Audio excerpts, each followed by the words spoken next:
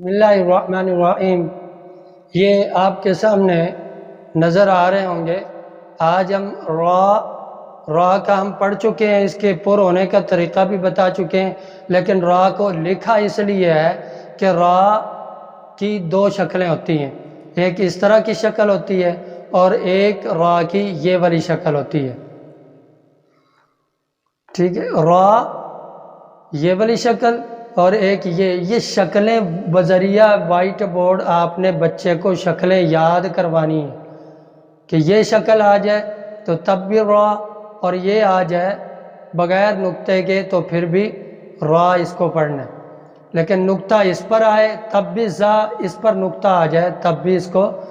زا پڑھنا ہے، سٹی کے ساتھ ذرا پڑھنا ہے زا، اور آگے سین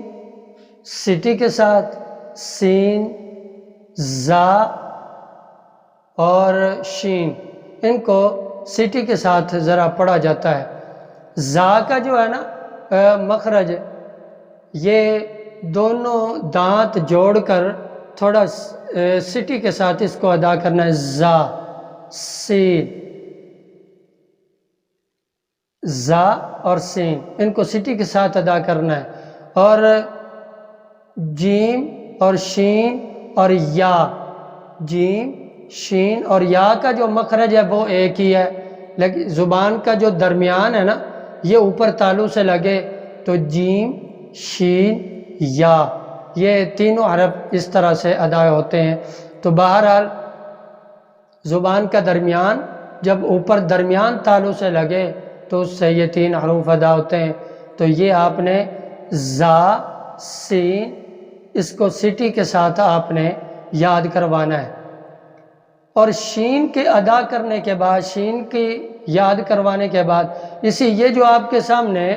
سین نظر آ رہا ہے نا، یہ اس کے اوپر نقطے کوئی نہیں،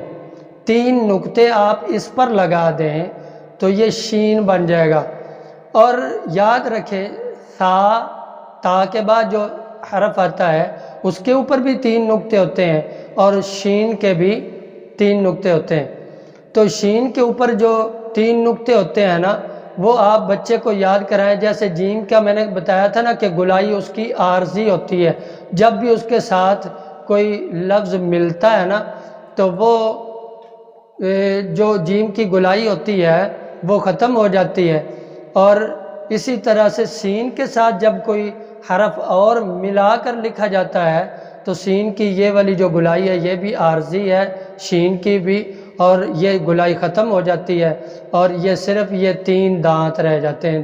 تین دندانوں والا حرف رہ جاتا ہے۔ تو اس کو سین پڑھنا ہے، نقطوں کے ساتھ اس کو شین پڑھنا ہے۔ تو بچے کو یہ یاد کروانا ہے کہ ایک دانت کے اوپر یا ایک نکر والے حرف کے اوپر اگر تین نقطے لگے ہوں تو اس کو پڑھنا ہے تھا، اگر تین دانتوں والے حرف کے اوپر، تین دانت ہے نا یہ سین کے، اس کے اوپر تین نقطے لگے ہوں تو اس کو شین پڑھنا ہے۔ تو یہ یاد کروانا ہے بچے کو، شین اور سین اور زا کی پریکٹس۔ سین اور شین کے بعد جو حرف یاد کروانا ہے نا، ویسے تو نمبر آتا ہے صاد کا، صاد اس کا نمبر آتا ہے، لیکن یہ آپ نے بچے کو یاد نہیں کروانا۔ سین اور شین کے بعد اب جو نمبر ہے نا حرف یاد کروانے کا وہ ہے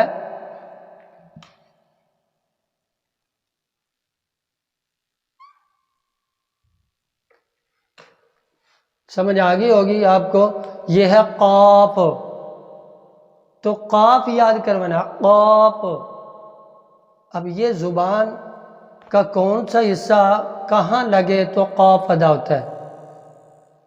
قاف۔ جب یہ بچے کو پریکٹس ہو جائے گی، پکا ہو جائے گا نا قاف ادا کرتے ہوئے، اس کی پوری پریکٹس اس پہ کروانی ہے۔ جتنے بھی حروف پر ہونے والے ہیں نا یہ قاف کے مخرج کے ارد گرد سارے پر ہوتے ہیں، موٹے ہونے والے حروف جن کو پر پڑھا جاتا ہے، قاف، صاد، اور اسی طرح سے را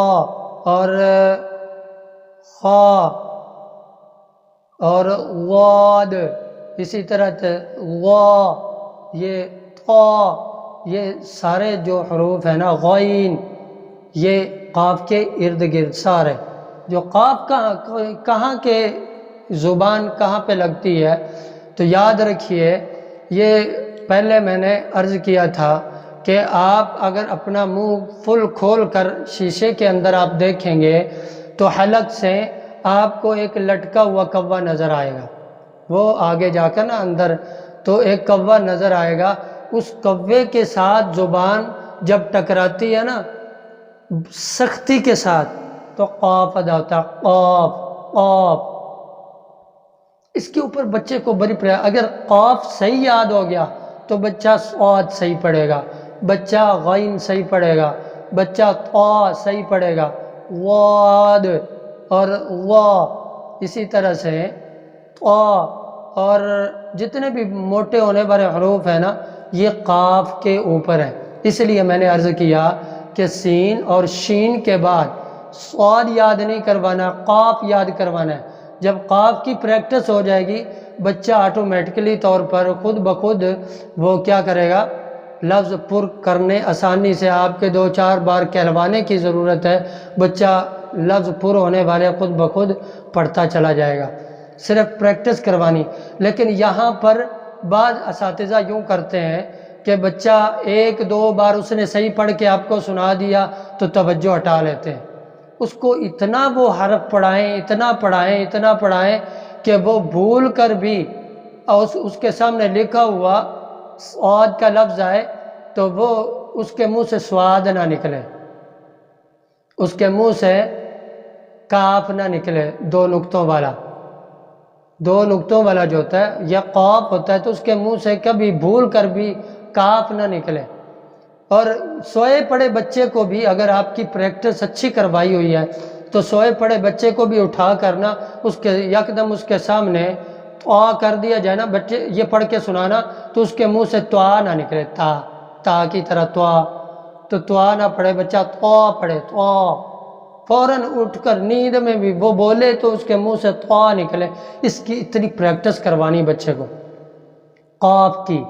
جب قاف اس کی پریکٹس ہو جائے گی، پکی ہو جائے گی، تو پھر انشاءاللہ اگلا سبق ہم اگلے دن پڑھیں گے۔ اللہ پاک مجھے آپ کو قرآن صحیح پڑھنے کی توفیق نصیب فرمائے۔ وآخر دعوانا ان الحمد للہ رب العالمین۔